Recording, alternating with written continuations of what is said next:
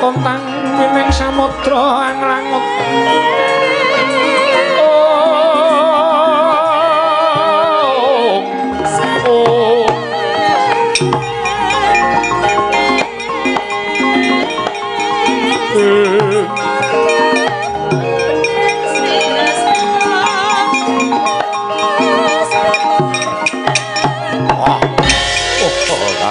Guru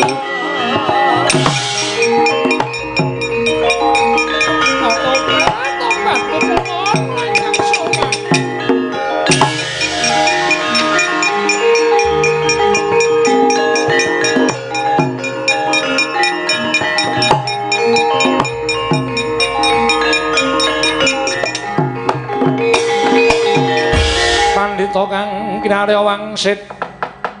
Pindha kumbang hangajabing tawang susuh angin ngendi nggone myang kalihing kangkung Mas Tunama Sidam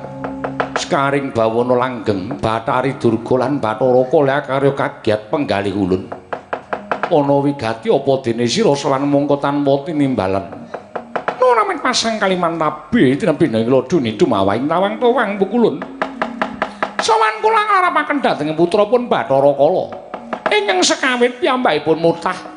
wiwit nyuwun tedha saking Paduka Hyang Madi pukulun Bathara Manikmaya pinaringan tedha wujuding Lare Sukerta nanging engko sapriki dereng saged anedha wujuding Lare Sukerta mila lajeng mutah dhateng ngabdi pun Pandya Bathari Durga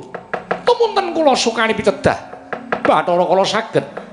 tuwuk slaminipun gesang menawi saged nedha dhateng pandhita anyar katone mapan wonten ing pertapan Kembang sore namipun Begawan Sabdawala. Tumunten kula nganti dhateng Bathara Kala ingkang rayi supados ing mangke budidaya damel pecahipun Sabdawala. Nanging nyatanipun pukulun marang Bathara Kala ingkang putra miwah ingkang rayi pun Bathari Durga kawirangan mengsah Sabdawala. Pukulun kula nyuwun senjata pitulung tumbak kenceng supados damel lega manahipun ingkang putra pun Bathara Kala pukulun.